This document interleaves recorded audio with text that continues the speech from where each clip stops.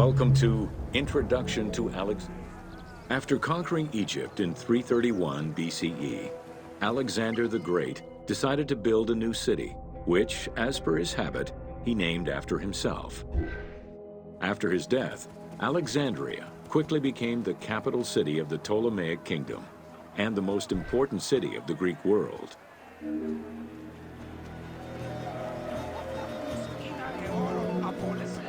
The city was built between the Mediterranean Sea and Lake Mareotis, which resulted in Alexandria becoming a crucial cultural hub and trading center.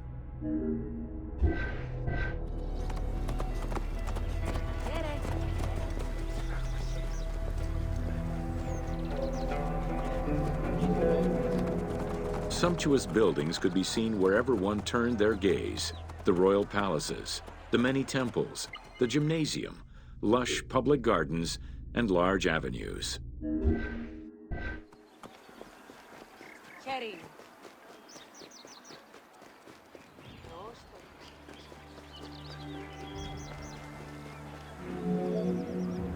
With its incomparable beauty and advantageous geographic location, Alexandria attracted foreigners, intellectuals, and traders.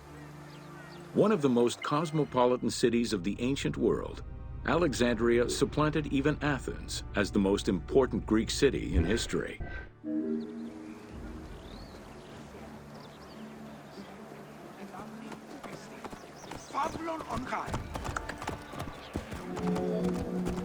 Egyptian obelisks were highly prized by Roman architects. While Roman design previously favored the use of a single monument, Egyptian obelisks tended to come in pairs and were generally located at the entrance of temples. Several ancient Egyptian obelisks are still in existence today, though many are spread out across the world in locations such as Paris, Rome, New York, and London. All of this shows that Alexandria was significantly influenced by the rich past of Egypt.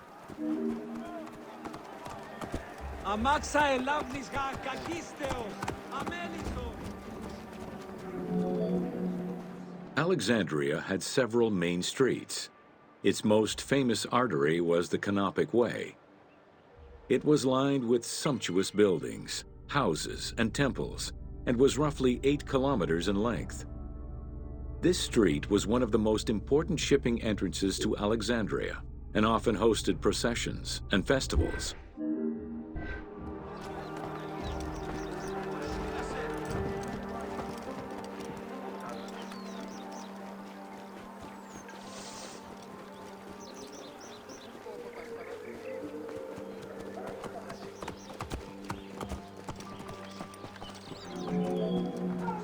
The width of the street, 30 meters, was abnormally large even by Greek standards. This is likely because the Canopic Way was made in a short span of time and based on an urban plan, as opposed to being slowly built over time, as was usual for the era.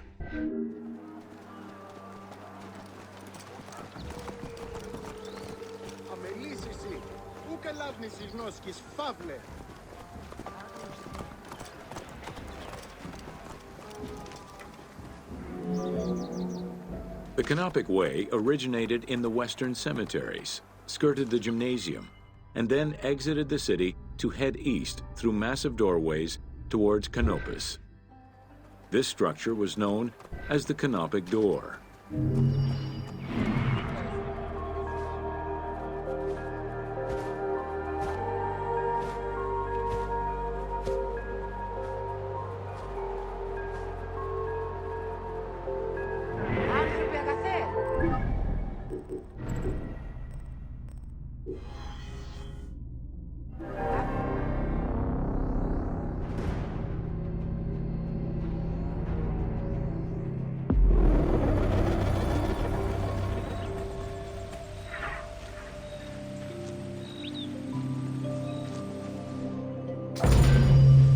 Welcome to Alexandria. Alexander's plan to build his great city began with a verse from Homer's Odyssey. There is, in front of Egypt, in the sea with many swells, an island called Pharos. Guided by these clues, Alexander the Great founded his future city at the western end of the Nile Delta.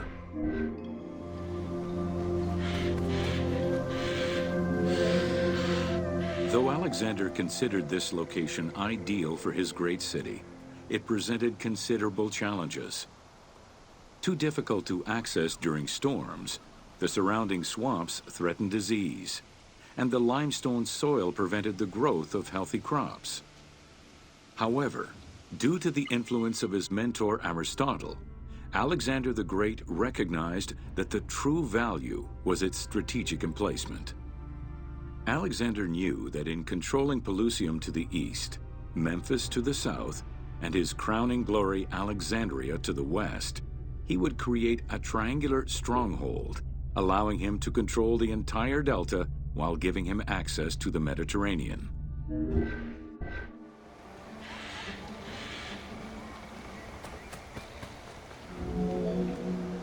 The Great Walls of Alexandria had a humble beginning.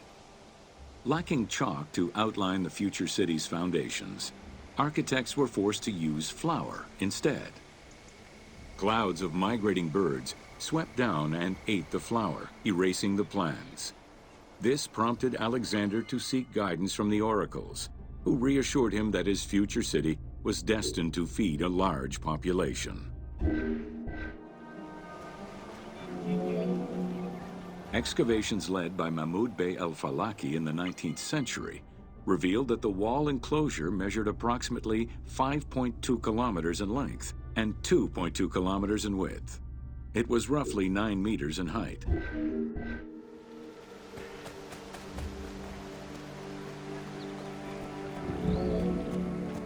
These formidable ancient walls would resist a number of attacks, including fending off the king of Syria in 169 BCE. It wasn't until 295 CE that they eventually fell to Roman Emperor Diocletian, and this only after 8 months of relentless assault.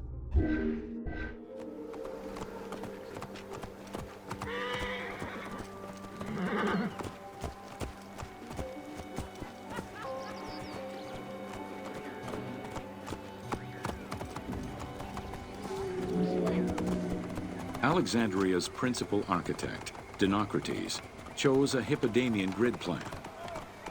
The grid maximized functionality, with wide, straight roads and canals running beneath them. Alexander recognized the military value of the city's design. The wide, parallel streets gave him optimal surveillance of the city, while allowing the unobstructed flow of troops.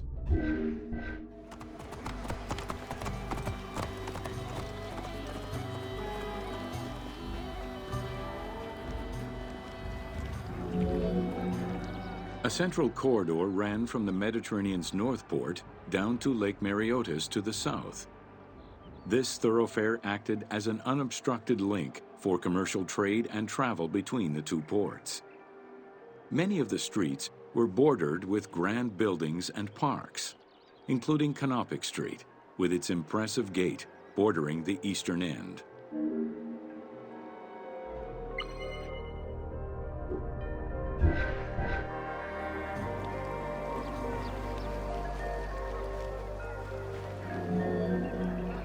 Alexandria was most likely built upon an already existing Egyptian village. Upon its completion, the Egyptians reviled the city, refusing to call it by its founder's name. Instead, they called it Raked, the building, as a mark of disdain, which was later Hellenized into Rakotis. Despite this, the name Alexandria would remain.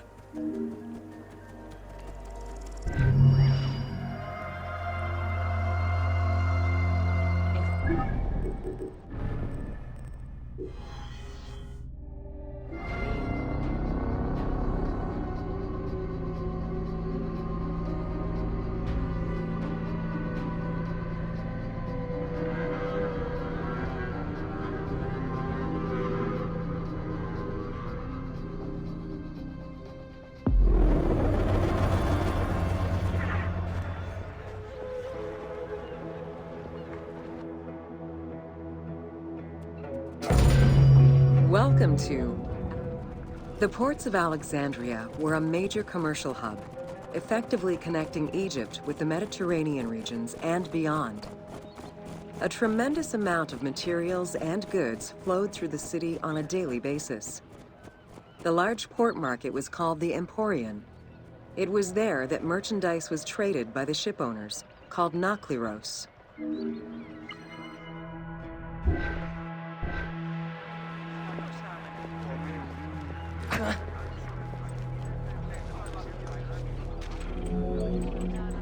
Food and other artisan work streamed out of Egypt.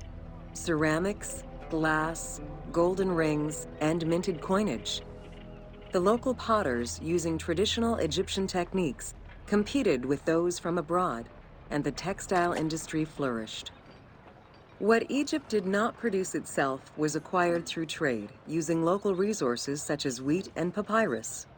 Most sought after was pine wood from Syria, iron and marble from the Greek islands, gold from Spain, and exotic fruits from Europe. All this commercial activity contributed to the already decadent wealth of the city.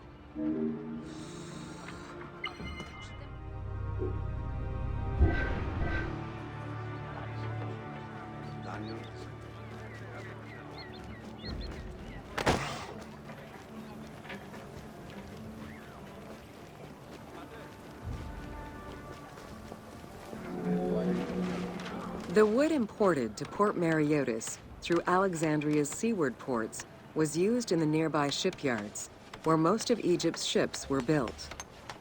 Employing tens of thousands of shipbuilders, the shipyards contributed to establishing the Egyptian fleet as one of the mightiest of the era. Any wood not used in shipbuilding was further disseminated through Egypt for various purposes.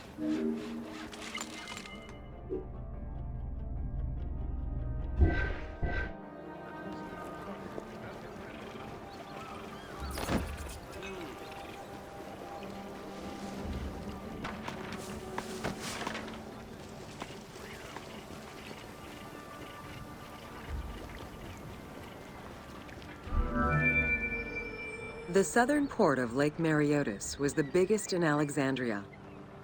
Save for a branch angling westward, the lake's size in the Ptolemaic era was roughly 40 to 50 kilometers from north to south. Its waters were maintained by a steady runoff from the Nile. In addition to the lake, a man-made canal was created to assist in the transfer of goods from the city to the port using barges, though it is not represented in the game due to its size.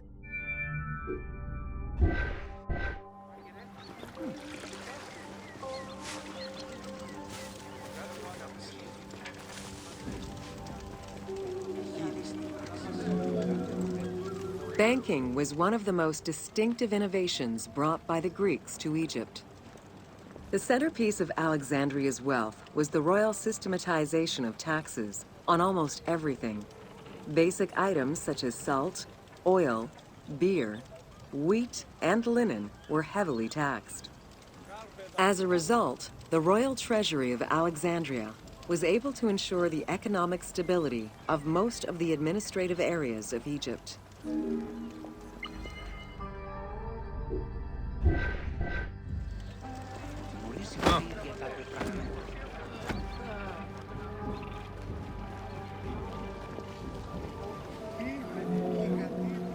By the late 12th century, the channel feeding the lake from the Nile silted up. Lake Mareotis lost its connection to the Mediterranean, as well as most of its water, as the lake slowly evaporated to a fraction of its former size. In modern times, Lake Mareotis is being kept alive through irrigation. However, only about 17% of its original size remains.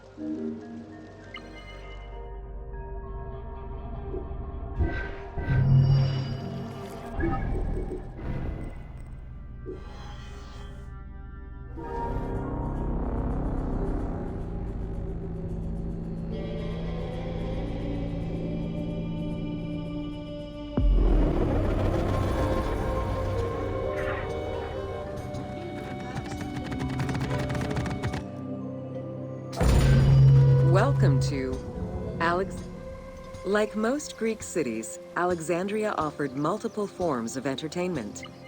Most were related to cults, religious practices, and the festivities surrounding those practices. Among those festivities, the most important ones were the dynastic celebrations, instituted in honor of the deified Ptolemaic kings and queens. These celebrations could go on for many days and included sacrifices, offerings, processions, and public banquets.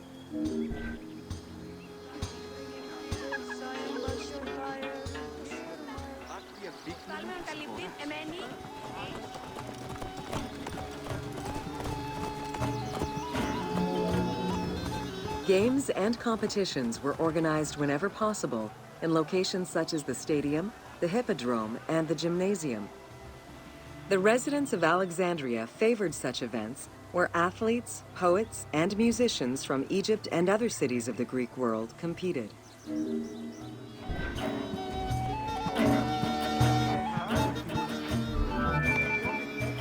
Like all good Greek cities, Alexandria had a theater. The architecture of this structure is Roman in style. This is because the team duplicated a theater from Cyrene. Roman theaters were usually semicircular and built from scratch on a flat area with structures designed to enhance oration. Greek theaters were more oblong in shape, similar to a horseshoe, and favored the slopes of natural hills to support their acoustics.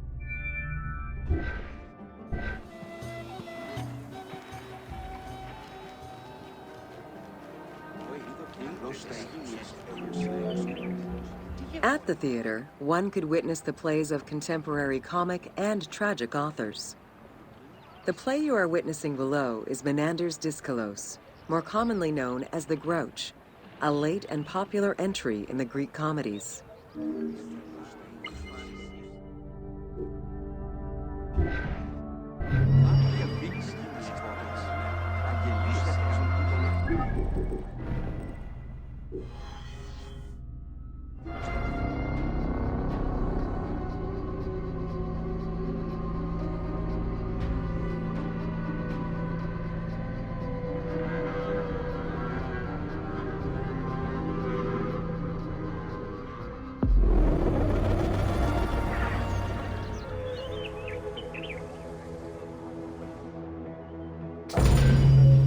Welcome to Education in Alexandria.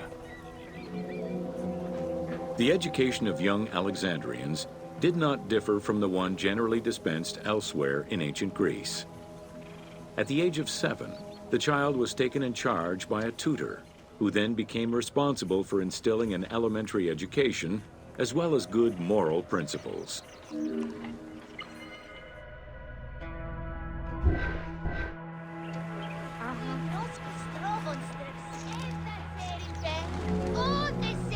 Teaching was generally done outside, in the open air. In the gymnasium, students were taught not only sports, but also topics such as rhetoric, philosophy, music, and poetry, all things deemed essential to one's education at the time.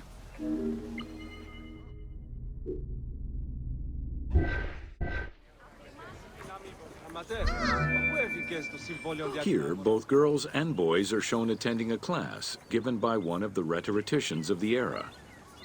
The team made the choice to show both genders attending class within the context of the game world. Even though it is historically inaccurate, the team felt it was not necessary to prioritize historical sexism over inclusive gameplay.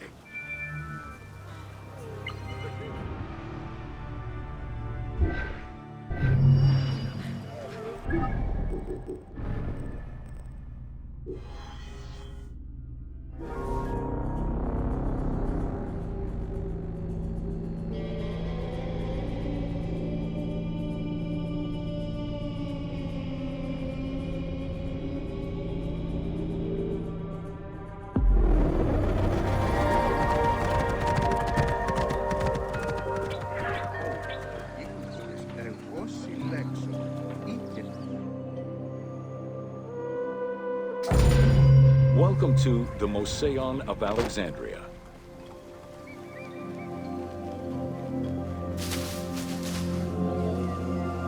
The Mouseion was a sector of the city commissioned by Ptolemy I to rival Athens' Academy as an institute of intellectual pursuit. Dedicated to the 9 inspiring muses, the Mouseion became a great center for philosophical and scientific enlightenment. It welcomed scholars from many kingdoms, inviting them to share knowledge in literature, science, and geography.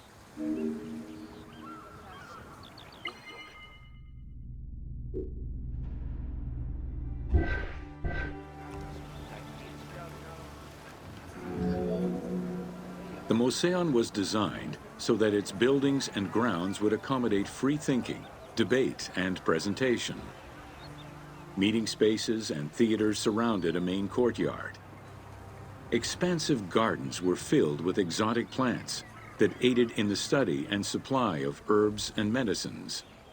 A zoo offered the study of animal behavior and physiology.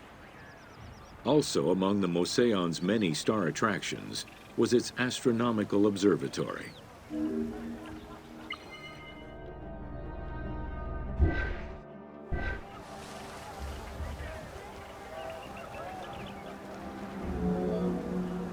Herophilus was a physician who lived most of his life in Alexandria.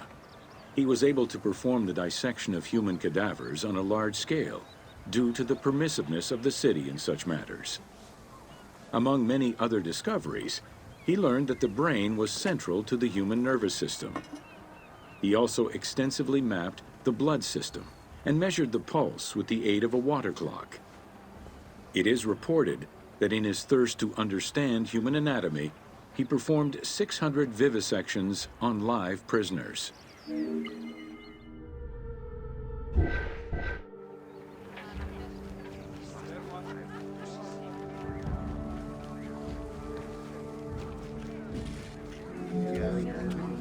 In order to be free to pursue their research, scholars were fed and housed at the Mouseion at the government's expense. This freedom provided Alexandria's scholars a meeting space for intellectual pursuits and a haven for spiritual peace. Though nothing remains of the original Mouseion, it lives on as the legacy of our modern museums.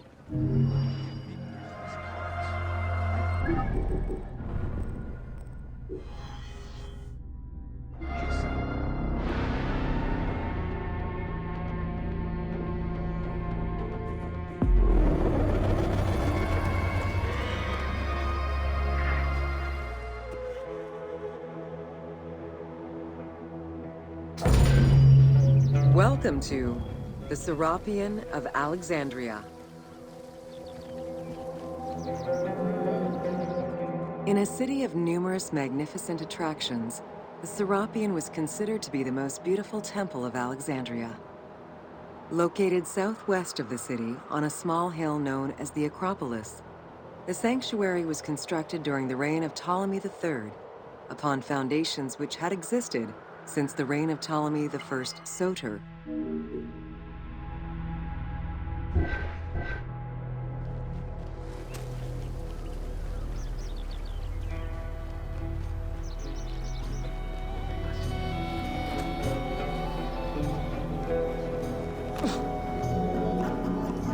Visitors of the Serapeum climbed 100 steps to reach the courtyard.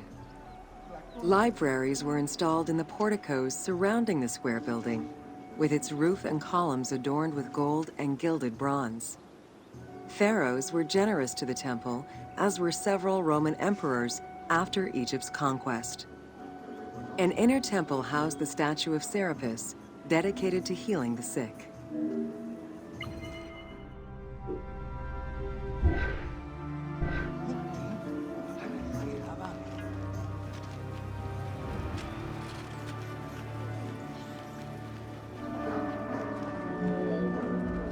Since the 26th dynasty, Greeks in Egypt had gradually integrated the Egyptian cult of the Apis bull to their own rituals.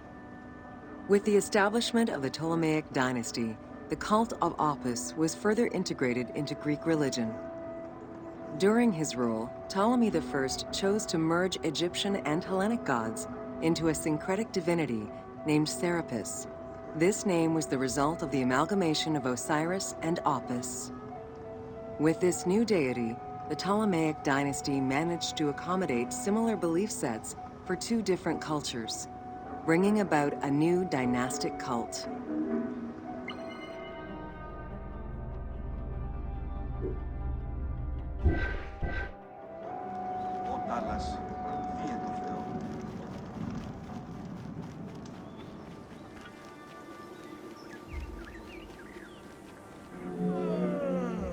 Serapis was also associated to other deities, including Asclepius, a Greek god of healing. It is possible that, as with the Serapis Temple of Canopus, the sick would visit this sanctuary, sleeping there overnight in the hopes of being healed within its hallowed halls.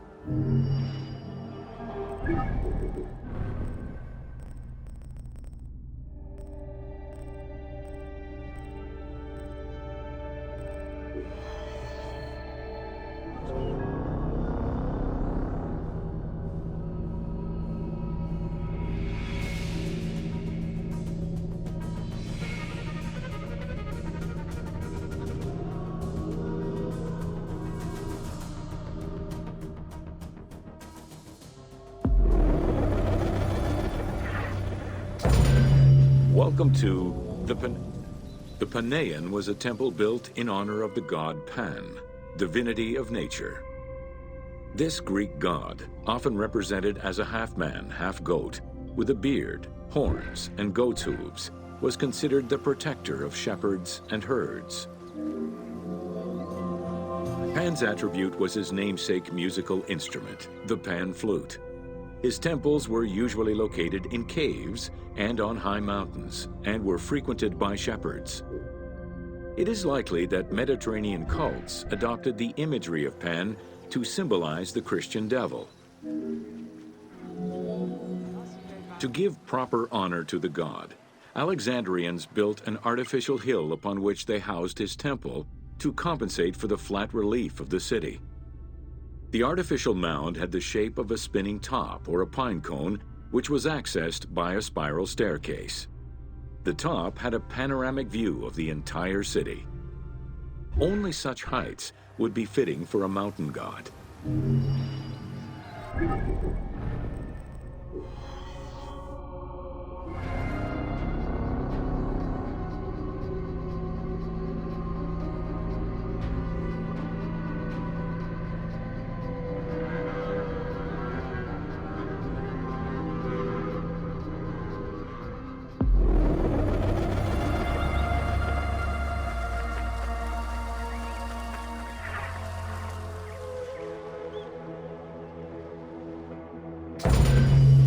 Welcome to the Hippodrome of Alexandria.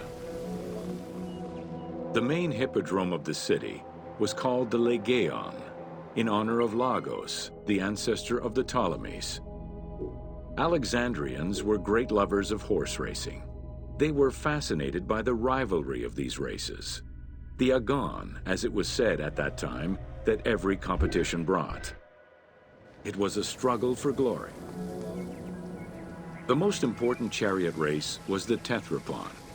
Using 4 horses with the quickest harness to the front right, the charioteer would race for 12 laps, with sharp turns at either end of the hippodrome. The victors were crowned with garlands of olive and received prize money, but the most sought-after reward was to be acclaimed by the works of poets, such as Callimachus and Pindar. Ye hymns that rule the lyre, what god, what hero, aye, and what man shall we loudly praise? Verily Zeus is the lord of Pisa, and Heracles established the Olympic festival, while Theron must be proclaimed by reason of his victorious chariot with its 4 horses, Theron, who is just in his regard for guests, and who is the bulwark of Akragas, the choicest flower of an auspicious line of sires, whose city towers on high, bringing wealth and glory to crown their native merits.